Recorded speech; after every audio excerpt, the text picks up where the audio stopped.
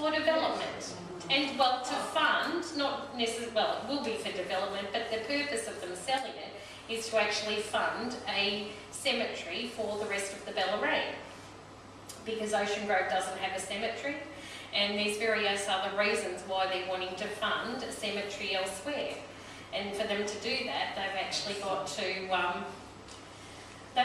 ask the community, because I actually read the Cemeteries and Cremations Act over the weekend, and there's this nice little clause there that actually says they have to refer to the public and they have to actually take notice of the public. They maybe don't have to do what we ask, but if we've allowed enough, then maybe they do. Rather ironic, isn't it? You want to close the cemetery so you can build a cemetery. Well, and I have to say that when I spoke to Daryl, who also lives in Drysdale, I spoke to him about 5 years ago. By the time I got off the phone, I went, oh, well, maybe that's a good idea. And I did ask him to start to drip feed information to our community, and he decided not to do that. And now I think he held a meeting last November in this room, and about 10 people turned up. And they didn't mention selling off the land. They spoke about lots of other things, but they didn't speak of that. And it'll be interesting to know whether he does speak of it in April.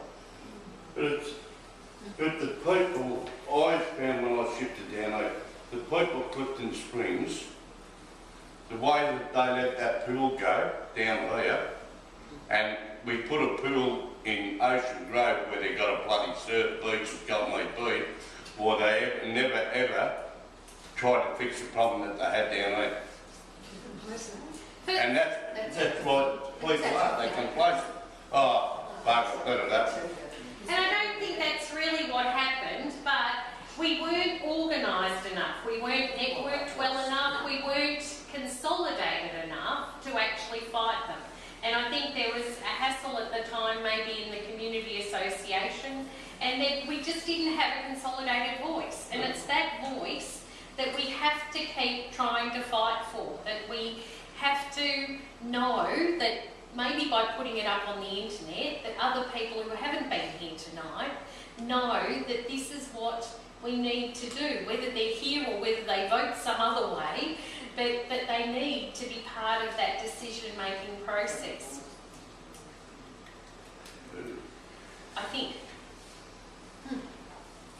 So, do we have volunteers? Patrick. Patrick's in.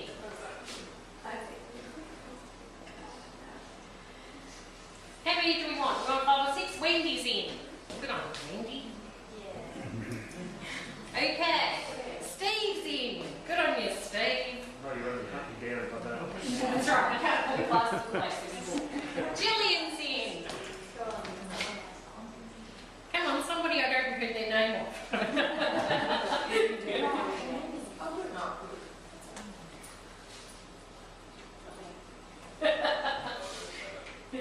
No? Anybody else? Did you want to be part of it? Well, I'd be part of it, but I haven't got the time. You will? Yeah. You will, Lisa? Sorry. Lisa, that's okay. I can't see. It's all right, Lisa. And did you want to be part of it? It's a great opportunity. Just think how much you'll learn. Don't let her bully you. She bullies everybody else. Just think how much you'll learn.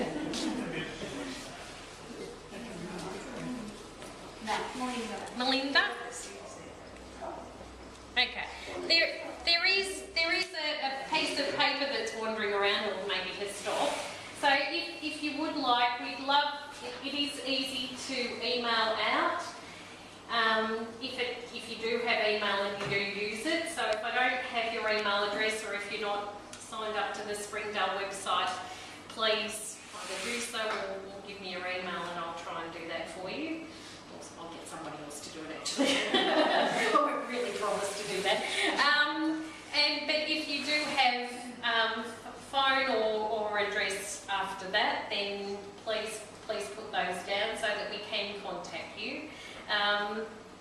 Does anybody have anything else that they wanted to add? They feel that their option is up there?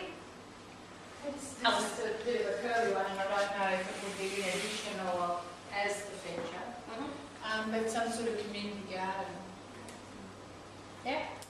Because some of the blocks of land around there are fairly small and they're not grown.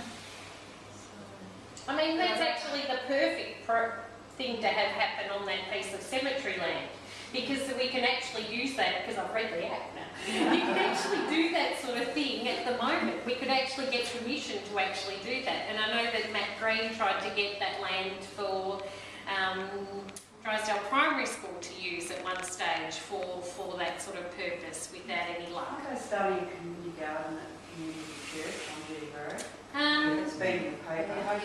They're hoping to? Pending grants Right. coming through. Yeah. I think they've already approached Clifton Springs Lions. Okay, That's that's up good. for assistance with the doing it in some funds. Yeah, fantastic. So, yeah. So is that okay then, Alison, that there is maybe a community garden already bubbling forward that's okay? And I'm sure that whatever option, there will be the chance for Friends of the Fountain to actually maybe sort of bubble forward and be part of some sort of group to help us maintain it, whatever it ends up being. And I suppose we could actually announce as this moment forward that there is a Friends of the Fountain group. We're it. And don't think that it's now all over and you just have to sort of sit back and wait and see what happens.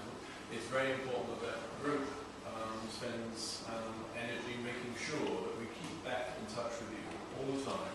Every development you'll know about. And in a sense, the Friends of the Fountain is the final decision-making body as to what we want to happen. And so it's going to be a friend's decision at the end. So yeah, that's what I was just about to say. So we think that the group maybe could get together within 2 weeks, 4 weeks. Maybe if the group might like to stay just back for a few more seconds and maybe just see if people have some sort of diary knowledge to actually come up with a day of the week and time of the day that might suit, and maybe we try and get maybe the April meeting of the Community Association would be a good time to actually do a little bit of a debrief, maybe? We're not sure yet precisely what the Cemeteries Trust is wanting to do on that evening, but we can certainly bear that in mind, and we'll be in touch around that meeting anyway. So that's a month away. Whether that's enough time to actually have met with the council officers and done some of the groundwork. I'm just wondering, as part of that design, still incorporating all of those, would it be possible to perhaps incorporate a maintenance-free type of setup that will need as little care as possible, but still look attractive? The lowest maintenance free.